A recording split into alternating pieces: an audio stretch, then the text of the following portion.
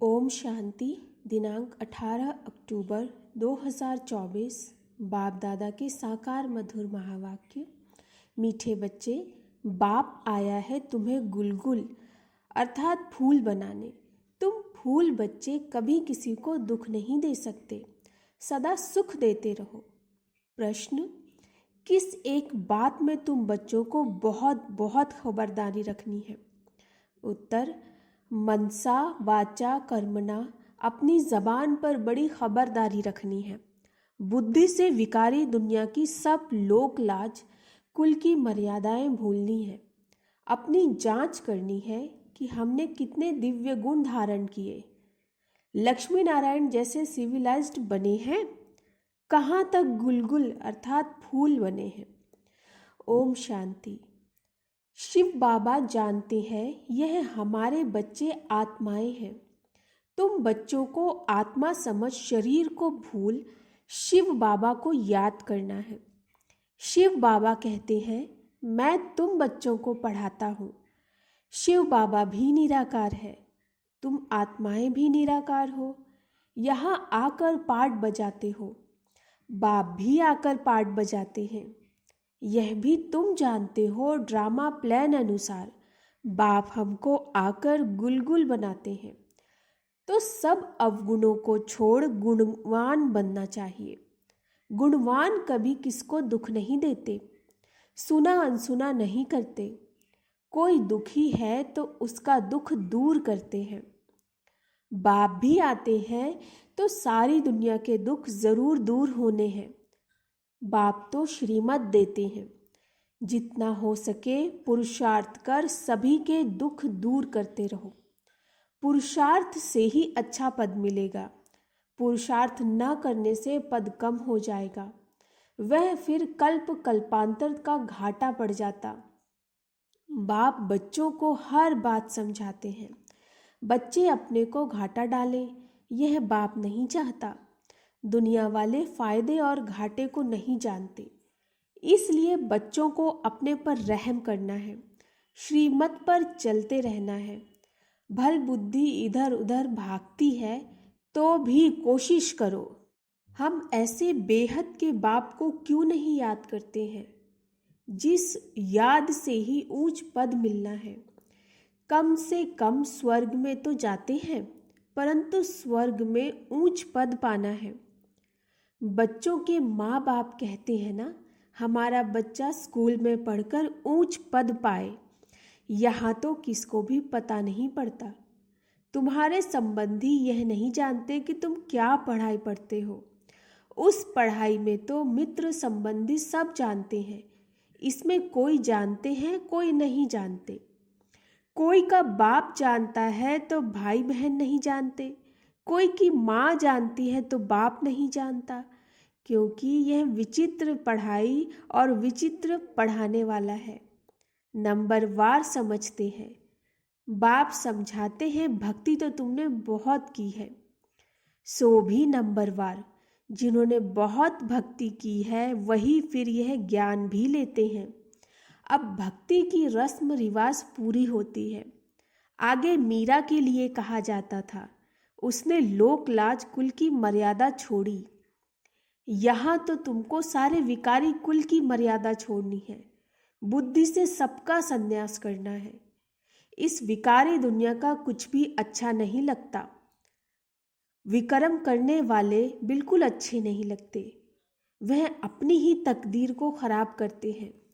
ऐसा कोई बाप थोड़े ही होगा जो बच्चों को किसको तंग करता हुआ पसंद करेगा व ना पढ़ता पसंद करेगा। तुम बच्चे जानते हो, वहाँ ऐसे कोई बच्चे होते नहीं। नाम ही है देवी देवता। कितना पवित्र नाम है। अपनी जांच करनी है, हमारे में दैवी गुण है। सहनशील भी बनना होता है, बुद्धि योग की बात है। यह लड़ाई तो बहुत मीठी है।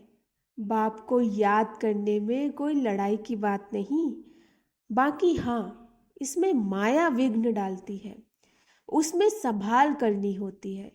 माया पर विजय तो तुमको ही पानी है। तुम जानते हो कल्प कल्प हम जो कुछ करते आए बिल्कुल एक्यूरेट वही पुरुषार्थ चलता है जो कल्प कल्प चलता आया है। तुम जानते हो अभी हम पद्मा पदम भाग्यशाली बनते हैं, फिर सतयुग में अथाह सुखी रहते हैं। कल्प कल्प बाप ऐसे ही समझाते हैं। यह कोई नई बात नहीं, यह बहुत पुरानी बात है। बाप तो चाहते हैं बच्चे पूरा गुलगुल बने। लौकिक बाप की भी दिल होगी ना कि हमारे बच्चे गुलगुल बने। पारलौकिक बाप तो आते ही है कांटों को फूल बनाने। तो ऐसा बनना चाहिए ना। मनसा वाचा कर्मणा, जबान पर भी बहुत खबरदारी चाहिए। हर एक कर्मेंद्रिय पर बड़ी खबरदारी चाहिए। माया बहुत धोखा देने वाली है, उनसे पूरी संभाल कर रखनी है। बड़ी मंजिल है। आधा कल्प से क्रिमिनल दृष्टि बनी है, उनको एक जन्म में सिविल बनाना है, जैसे इन लक्ष्मी नारायण की है। यह सर्वगुण संपन्न है ना, वहां क्रिमिनल दृष्टि होती नहीं, रावण ही नहीं। यह कोई नई बात नहीं, तुमने अनेक बार यह पद पाया है। दुनिया को तो बिल्कुल पता ही नहीं कि यह क्या पढ़ते हैं। बाप तुम्हारी सब आशाएं पूर्ण करने आते हैं। अशुभ आशाएं रावण की होती हैं, तुम्हारी हैं शुभ आशाएं। क्रिमिनल कोई भी आश नहीं होनी चाहिए। बच्चों को सुख की लहरों में लहराना है। तुम्हारे अथाह सुखों का वर्णन नहीं कर सकते, दुखों का वर्णन होता है, सुख का वर्णन थोड़े ही होता। तुम सब बच्चों को एक ही आशा है कि हम पावन बने। कैसे पावन बनेंगे? सो तो तुम जानते हो कि पावन बनाने वाला एक बाप ही है, उनकी याद से ही पावन बनेंगे। फर्स्ट नंबर नई दुनिया में पावन यह देवी देवता ही है। पावन बनने में देखो ताकत कितनी चाहिए। तुम पावन बन पावन दुनिया का राज्य पाते हो। इसीलिए कहा जाता इस देवता धर्म में ताकत बहुत है। यह ताकत कहाँ से मिलती है? सर्वशक्तिमान बाप से। घर में तुम मुख्य 2-4 चित्र रख बहुत सर्विस कर सकते हो। वह समय आएगा कर्फ्यू आदि ऐसे लग जाएगा जो तुम कहाँ आ जा भी नहीं सकेंगे। तुम हो ब्राह्मण, सच्ची गीता सुनाने वाले। नॉलेज तो बड़ी सहज है। जिनके घर वाले सब आते हैं, शांति लगी पड़ी है, उन्हों के लिए तो बहुत सहज है। 2-4 मुख्य चित्र घर में रखे हो। यह त्रिमूर्ति, गोला, झाड़ और सीढ़ी, त्रिमूर्ति, गोला, झाड़ और सीढ़ी चित्र भी काफी है। ये उनके साथ गीता का भगवान श्री कृष्ण नहीं, वह भी चित्र अच्छा है। कितना सहज है, इसमें कोई पैसा खर्च नहीं होता। चित्र तो रखे हैं। चित्रों को देखने से ही ज्ञान स्मृति में आता रहेगा। कोठरी बनी पड़ी हो, उसमें भल तुम सो भी जाओ, अगर श्रीमत पर चलते रहो तो तुम बहुतों का कल्याण कर सकते हो। कल्याण करते भी होंगे, फिर भी बाप रिमाइंड कराते हैं, ऐसे ऐसे तुम कर सकते हो।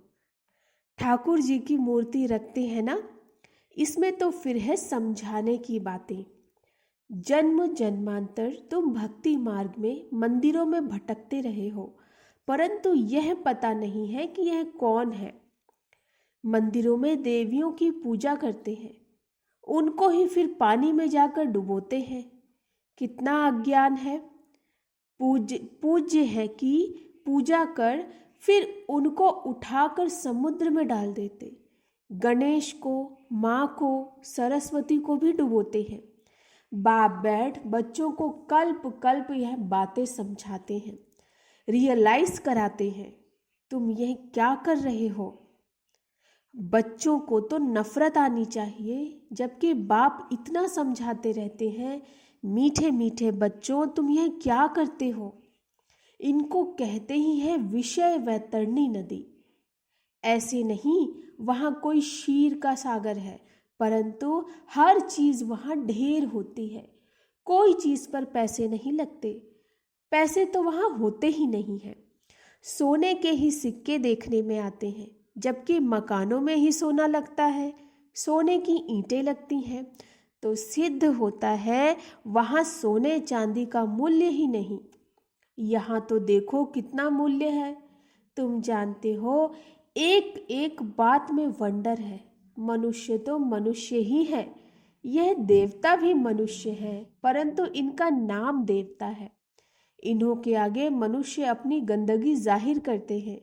हम पापी नीच हैं, हमारे में कोई गुण नहीं। तुम बच्चों की बुद्धि में एम ऑब्जेक्ट है। हम यह मनुष्य से देवता बनते हैं। देवताओं में दैवी गुण है, यह तो समझते हैं। मंदिरों में जाते हैं, परंतु यह नहीं समझते कि यह भी मनुष्य ही है। हम भी मनुष्य हैं, परंतु यह दैवी गुण वाले हैं और हम आसुरी गुणों वाले हैं। अभी तुम्हारी बुद्धि में आता है हम कितने नालायक थे। इन्हों के आगे जाकर गाते थे, आप सर्वगुण संपन्न, 16 कला संपूर्ण, संपूर्ण निर्विकारी। अभी बाप समझाते हैं यह तो पास्ट होकर गए हैं। इनमें दैवी गुण थे, अथाह सुख थे, वही फिर अथाह दुखी बने हैं। इस समय सभी में 5 विकारों की प्रवेशता है। अभी तुम विचार करते हो कैसे हम ऊपर से गिरते गिरते एकदम पट आकर पड़े हैं। भारतवासी कितने साहूकार थे, अभी तो देखो कर्जा उठाते रहते हैं। तो यह सब बातें बाप ही बैठ समझाते हैं और कोई बता न सके। ऋषि मुनि भी नेति नेति कहते थे, अर्थात हम नहीं जानते। अभी तुम समझते हो, वह तो सच कहते थे। न बाप को न रचना के आदि मध्य को जानते थे।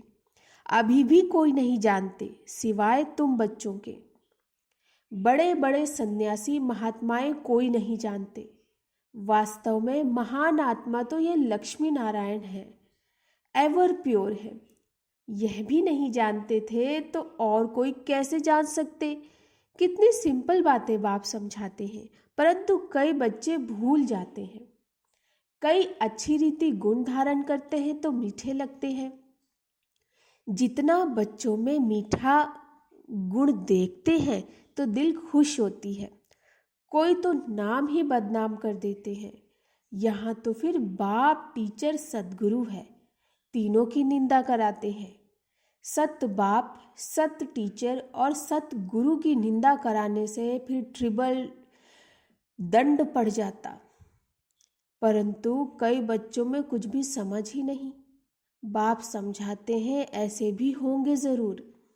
माया भी कोई कम नहीं है, आधा कल्प पाप आत्मा बनाती है। बाप फिर आधा कल्प के लिए पुण्य आत्मा बनाते हैं, वह भी नंबरवार बनते हैं। बनाने वाले भी 2 हैं, राम और रावण। राम को परमात्मा कहते हैं। राम राम कह फिर पिछाड़ी में शिव को नमस्कार करते हैं, वही परमात्मा है। परमात्मा के नाम गिनते हैं, तुमको तो गिनती की दरकार नहीं। यह लक्ष्मी नारायण पवित्र थे ना, इन्हों की दुनिया थी जो पास्ट हो गई है, उसको स्वर्ग नई दुनिया कहा जाता है।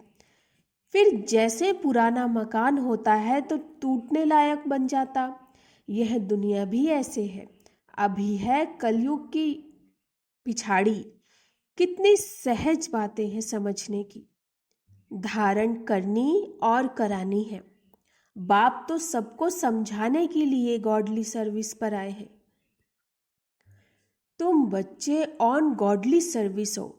बाप जो सर्विस सिखलाते हैं वही सर्विस करनी है। तुम्हारी है गॉडली सर्विस ओनली। तुम्हारा नाम ऊंच करने के लिए बाबा ने कलश तुम माताओं को दिया है। ऐसे नहीं कि पुरुषों को नहीं मिलता, मिलता तो सबको है। अभी तुम बच्चे जानते हो हम कितने सुखी स्वर्गवासी थे, वहाँ कोई दुखी नहीं थे। अभी है संगम युग, फिर हम उस नई दुनिया के मालिक बन रहे हैं। अभी है कलयुग, पुरानी पतित दुनिया, बिल्कुल ही जैसे भैंस बुद्धि मनुष्य है। अभी तो इन सब बातों को भूलना पड़ता है। देह सहित देह के सब संबंधों को छोड़ अपने को आत्मा समझना है। शरीर में आत्मा नहीं है तो शरीर कुछ भी कर न सके। उस शरीर पर कितना मोह रखते हैं। शरीर जल गया, आत्मा ने जाकर दूसरा शरीर लिया तो भी 12 मास जैसे हाय हुसैन मचाते रहते हैं। अभी तुम्हारी आत्मा शरीर छोड़ेगी तो जरूर ऊंच घर में जन्म लेगी नंबरवार। थोड़े ज्ञान वाला साधारण कुल में जन्म लेगा, ऊंच ज्ञान वाला ऊंच कुल में जन्म लेगा। वहाँ सुख भी बहुत होता है। अच्छा, मीठे मीठे सिकिलधे बच्चों प्रति माता पिता बाप दादा का याद प्यार और गुड मॉर्निंग। रूहानी बाप की रूहानी बच्चों को नमस्ते। हम रूहानी बच्चों की रूहानी बाप दादा को गुड मॉर्निंग और नमस्ते नमस्ते नमस्ते।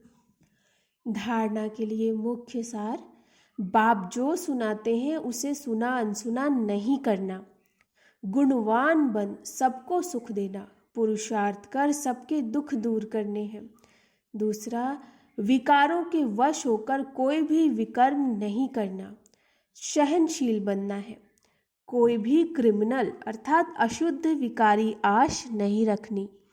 वरदान, शांति की शक्ति द्वारा असंभव को संभव करने वाले सहज योगी भव। शांति की शक्ति द्वारा असंभव को संभव करने वाले सहज योगी भव। शांति की शक्ति सर्वश्रेष्ठ शक्ति है। शांति की शक्ति से ही और सब शक्तियां निकलती हैं। साइंस की शक्ति का भी जो प्रभाव है वह साइंस भी साइलेंस से निकलती है। तो शांति की शक्ति से जो चाहो वह कर सकते हो। असंभव को भी संभव कर सकते हो। जिसे दुनिया वाले असंभव कहते हैं वह आपके लिए संभव है और संभव होने के कारण सहज है। शांति की शक्ति को धारण कर सहज योगी बनो। स्लोगन, वाणी द्वारा सबको सुख और शांति दो तो गायन योग्य बनेंगे। वाणी द्वारा सबको सुख और शांति दो तो गायन योग्य बनेंगे। अच्छा, ओम शांति।